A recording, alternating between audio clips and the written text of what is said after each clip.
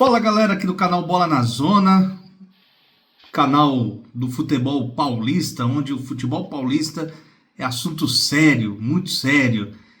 Se tratando de assunto sério, vamos falar do jogo Santos 3, Juventude 1, nesta segunda-feira, término da 18ª rodada do Campeonato Brasileiro. Estamos chegando aí ao fim do primeiro turno do Campeonato Brasileiro 2025 e essa rodada da 18ª terminou hoje, nessa segunda-feira, né? Apesar que já estamos passando aí da meia-noite, são meia-noite e 12 agora. Estou fazendo agora o pós-jogo, né? Eu cheguei em casa agora, estava trabalhando e assisti agora os melhores momentos. Não consegui acompanhar hoje o jogo na íntegra, né? Só os melhores momentos. Mas estou aqui eu para falar desta partida Santos 3, Juventude 1. 2 gols do Neymar na partida e 1 gol do Barreal. Eu não caio mais no erro. Não caio mais no erro na questão, venceu, ganhou, então tá tudo bem, né? O importante foi vencer. É claro, 3 pontos é bem-vindo, mas não me anima nem um pouco o resultado, porque esta vitória cai na questão do que aconteceu algumas rodadas atrás, quando voltamos do Super Mundial, né? Campeonato Brasileiro. Primeiro jogo, né, pós Super Mundial de Clubes, onde o Santos venceu a equipe do Flamengo e eu, falar a verdade, me empolguei naquele jogo, achando que após vencer o Fortaleza fora de casa, vencer o Flamengo em casa, né? 2 vitórias seguidas, né? O Kleber Xavier teve várias semanas para poder preparar a equipe, treinar a equipe com a parada do Mundial de Clubes. Então, quando o Santos venceu o Flamengo, eu sinceramente me empolguei e caí feio, né? Então, por esta experiência negativa que eu tive contra o Flamengo, eu não caio mais. E vendo os melhores momentos deste jogo Santos 3, Juventude 1, o que eu estou falando aqui se concretiza, né? É uma vitória enganosa, muito enganosa. O Santos não jogou bem. A equipe do Juventude teve diversas chances, é uma vergonha, o Santos Futebol Clube, com os jogadores que tem. Não estou aqui querendo menosprezar a equipe do Juventude, de forma alguma, mas pelo que o Juventude apresenta no Campeonato Brasileiro, a defesa mais vazada do campeonato, o Santos não conseguiu se impor em nenhum momento contra o Juventude. Aliás, o Santos não consegue se impor contra ninguém, né? O Santos não consegue se impor contra um Sport Recife, que é o Lanterna, né? Empatou lá, mas poderia ter saído derrotado, poderia ter sido a primeira vitória do Sport. Não conseguiu se impor contra o Mirassol. Não conseguiu se impor no jogo de hoje contra o Juventude. Aí é a questão, né? Se essas equipes fracas, que estão ali brigando na parte de baixo da tabela para não cair, o Santos não consegue se impor, porque é um time que percebe-se totalmente perdido em campo. O Santos parece hoje um catado, né? Um catado. Eu acho que nem um time de bairro que é feito um cata, ó, você vai jogar no gol, você joga na zaga, você joga no meio, os laterais, ataque. Eu acho que não chega a ser tão ruim como esse futebol apresentado pelo Santos. É inadmissível. Então é um conjunto de erros, como eu sempre falo, né? Conjunto de erros que vão se somando, e isso preocupa, porque hoje o torcedor santista pega a tabela. O Santos chegou a 18 pontos ganhos, está fora da zona de rebaixamento. Que legal, né? Que bom. Tá a 2 pontos do Grêmio, que é o 14º. Então, veja que do 14º para cima, os clubes ali estão somando pontos. E esses que estão abaixo, do 15º abaixo, é aquela gangorra. Perde, empata, ganha um jogo, perde outro, empata, perde e vai perdendo pontos. Com isso vai perdendo pontos. E para passar aqui do 14º acima, vai ter que comer muito arroz e feijão para acontecer isso. Para conseguir esse feito aqui no campeonato. Então veja, o Santos, mesmo ganhando a partida de hoje, não respira. Não respira com tranquilidade. Porque está com o mesmo número de pontos do Vitória, que é o 16º. Que é o primeiro time fora da zona de rebaixamento. Então, Vitória e Santos estão juntos aqui, ó, 18 pontos. Próximo jogo do Santos é contra o Cruzeiro, fora de casa, lá em Minas. Então vejam que se o Vitória vencer e o Santos empatar ou perder, que é natural isso acontecer, olha onde o Cruzeiro está e olha onde o Santos está.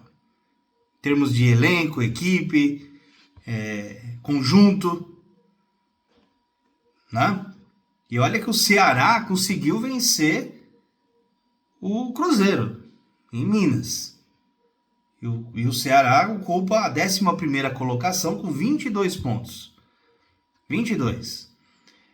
Então vejam que o Santos vai ter uma pedreira pela frente. O Vasco está com 15 pontos. Está com 3 pontos em relação a Vitória e Santos. Próximo jogo do Vasco no Campeonato Brasileiro é contra o Atlético Mineiro, em casa. Se o Vasco vencer e o Santos tropeçar contra o Cruzeiro, o Santos pode voltar na próxima rodada de novo para a zona de rebaixamento. Então vejam que o Santos vai ficar nessa situação de entra, sai, entra na zona de rebaixamento. Até quando? Até o final do campeonato? Até dezembro, nós santistas vamos ser obrigados a ficar vivenciando isso. Ganha um jogo, sai. Perde um jogo, entra. Empata, sai. Ou entra de novo na zona de rebaixamento e fica. Entra, sai. E não sai disso. Não tem padrão de jogo, não tem treino. Isso porque o Santos está jogando apenas um campeonato. O Santos está apenas disputando o Campeonato Brasileiro da Série A 2025. O Santos não está mais na Copa do Brasil. O Santos não está disputando uma Libertadores. O Santos não está disputando uma Sul-Americana. O Santos está apenas disputando um Campeonato Brasileiro. Tem mais tempo para treinar. E não consegue mostrar um futebol plausível, convincente para o seu torcedor. E olha que ontem eu fiz um vídeo, postei aqui no canal, fazendo o pré-jogo. Ainda falei que poderia chegar em torno aí de 35 mil pessoas, né? Eu ainda chutei, né? 32 a 35 mil pessoas. Deu até mais, né? Chegamos aí um pouco mais de 37 mil pessoas no Morumbi, numa noite de segunda-feira, pelo horário. Né? São mais de 37 mil heróis, vamos se dizer.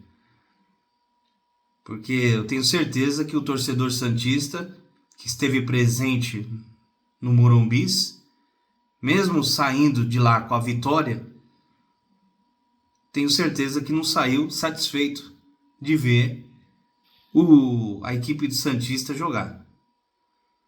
O Santos muito abaixo, pelo que eu vi aqui nos melhores momentos. O Gabriel Brazão novamente fazendo milagre, cometeu uma falha aos 19 minutos, quase 20 minutos do primeiro tempo, onde saiu o gol do Juventude.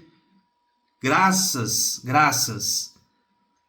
estava impedido por detalhe, porque se o Santos toma o gol ali 1-0, já poderia azedar a maionese, né? Desandar a maionese. Porque aí entra a questão do psicológico, nervosismo, perdendo de 1-0 pro Juventude, precisando ganhar, aí a vaca poderia ir pro brejo, né? Como diz o ditado. Ainda bem que estava impedido. Aí fez o gol com o Neymar, 1-0, fez 2-0, foi para o intervalo com 2-1. Tomou um gol de escanteio, uma cabeçada ali do jogador do Juventude, subiu como quis no meio da zaga santista. Nem Gil, ninguém, né? Subiu ali para atrapalhar, pelo menos atrapalhar a cabeçada do jogador do Juventude. Então isso mostra também outra falha da equipe santista, que até agora ninguém tomou uma atitude. Presidente, diretor de futebol, ninguém tomou uma atitude de contratar pelo menos uns 2 zagueiros bons para suprir essa falha, essa lacuna que existe dentro da equipe santista. O Santos está sem zagueiro, o Santos não tem zaga. Não dá para contar com o Zé Ivaldo, que provavelmente não joga mais no Santos. Não dá para contar com o Gil. O Gil já está totalmente fora de forma, forma que eu digo, sem ritmo de jogo. Mas não dá para contar. Jogou hoje sem ritmo de jogo. Quantas partidas faz com que o Gil não atua?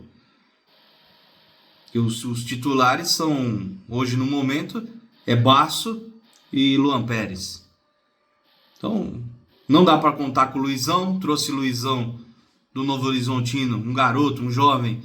Não dá para contar com ele. Às vezes que jogou, complicou a vida do time, entregou. Foi isso que aconteceu. Então, é uma falha que precisa ser resolvida. É um problema que precisa ser resolvido. E ninguém toma atitude de contratar pelo menos que seja um zagueiro bom que seja para jogar junto com o Luan Pérez. Depois contratar mais um. E ninguém faz nada. Simplesmente cruzam os braços, a diretoria santista, cruzam os braços, fecham os olhos para esse problema que nós temos na zaga. E só contrata meio campo, contrata ataque, e o que precisa contratar, não contrata. Então, assim, é uma falha gritante que nós temos no elenco. Mais gritante ainda é o treinador. Escala mal o time.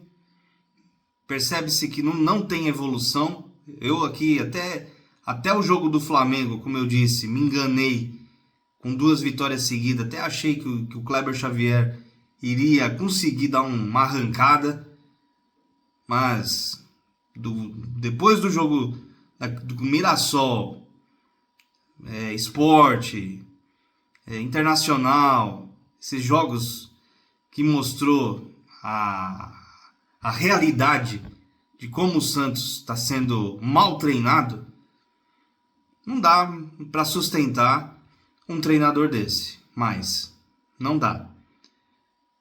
E espera-se que, pelo menos, após esse jogo contra o Juventude, até domingo que vem, espero que a diretoria santista tome uma atitude plausível de contratar um técnico de ponta, que seja Sampaoli, que seja o Vojvoda, não sei. O grande sonho do santista é que o Sampaoli volte a treinar o Santos. Então, que seja Sampaoli, que volte a negociação, conversar com ele. Se não for ele, que seja o Vojvoda, que também está no mercado. Mas o Santos precisa se mexer para ontem. Não vai ficar esperando entrar no segundo turno, perder para Cruzeiro, vai jogar com o Vasco no Morumbis, provavelmente num domingo vai estar lotado o Morumbis. Só que o Vasco pode aprontar, como já aprontou lá no Rio de Janeiro, em São Januário. Lembram desse jogo? Primeiro jogo do campeonato. Primeiro jogo do campeonato. Quem era o técnico do Vasco? Lembram, né? Então, todo cuidado é pouco. Então esperamos que haja uma solução para ontem, para ver se há alguma melhora em termos de jogo, tática, técnica deste elenco santista, porque do jeito que está, não tem condições. Se a gente pegar aqui a estatística do jogo, Santos e Juventude, a estatística: chutes a gol, Juventude deu 10, o Santos deu 8. Posse de bola, 51% do Juventude e 49% do Santos. Aí vão dizer, mas o Santos ganhou o jogo. Tá, tudo bem, o Santos ganhou. Mas vejam que o Juventude teve muito mais posse de bola, muito mais volume, teve mais chutes no gol, levou mais perigo do que propriamente o Santos. Então, é algo que precisa ser analisado pela diretoria do Santos. Precisa sentar com o diretor, o Alexandre Matos, Marcelo Teixeira, pôr os pingos nos is, porque do jeito que está, o Santos vai ficar nessa. Se continuar com o Kleber Xavier, o Santos vai continuar nessa vida de entra-sai na zona do rebaixamento até o final do ano, até dezembro. Que vai ser lamentável aguentar isso até dezembro. Nós estamos em agosto, comecinho de agosto. Até dezembro tem muito chão. Imagina a saúde mental do torcedor santista aguentar isso. Esse entra-sai na zona de rebaixamento. E você vê que o Santos não consegue respirar de forma aliviada. Como eu disse agora há pouco, do 14º acima, os clubes estão somando pontos. E os que estão abaixo, fica nesse ganha-perde, empata. Não consegue respirar, não consegue alcançar. Então são 4 vagas para cair para a segunda divisão. Dessas 4 vagas, pode-se dizer que 2 já creio que já está praticamente sacramentada. 2 vagas já está sacramentada. Agora as outras 2 vai ficar entre 3 equipes. 3 equipes disputando 2 vagas para a segunda divisão do ano que vem. E infelizmente o Santos está entre estas 3 equipes, disputando essas 2 vagas para a Série B de 2026. Essa é a realidade. Essa é a realidade do Santos Futebol Clube. Então, assim, ou o Santos contrata um técnico, contrata um zagueiro, pelo menos 2, precisa pelo menos 2 zagueiros, ou que contrate um, que seja, precisa dar uma melhorada na zaga, dar mais estabilidade para a zaga, e um técnico consistente que faça esse time começar a jogar a partir dessa virada de turno, e o Santos consiga aí umas 4, 5 vitórias seguidas, que vai ser um feito extraordinário para o Santos respirar, falar, ó, agora sim, podemos dizer que podemos respirar e estamos livres da zona de rebaixamento. Porque se isso não acontecer, meus amigos, eu, sinceramente, não sei o que pode acontecer no final do ano. Não sei. A gente não quer pensar o pior, mas é difícil, através da situação real, não falar, né? Não adianta vir aqui passar pano, falar, ganhou o jogo, que maravilha, 3 pontos, olha, o Santos saiu da zona de rebaixamento, o Santos está agora em 15º colocado, com 18 pontos ganhos, nossa, sabe, é fazer um vídeo mentiroso, se enganar, não é isso que eu quero trazer aqui para o canal, não é isso que eu quero transmitir para quem está aqui assistindo e tem a confiança que se inscreveu aqui no canal, tem a confiança, né, de ouvir a opinião, a análise do que está acontecendo. Então, por ética, por obrigação, com muita dor no coração, né, é duro às vezes falar, né, do time que nós amamos, que é o Santos Futebol Clube. É duro, mas eu não posso ser hipócrita e vir aqui tapar o sol com a peneira, falar a verdade. Certo, galera? É isso aí. Então, o próximo jogo do Santos, domingo, contra a equipe do Cruzeiro. E o que nos resta é rezar e muito, para ver o que pode nos trazer de bom, energias boas para as próximas partidas. É isso aí, galera. Grande abraço a todos vocês. Não se esqueçam de se inscrever aqui no nosso canal, dar o like, ativar as notificações. Para vocês que já são inscritos, fica aqui meu agradecimento, meu muito obrigado.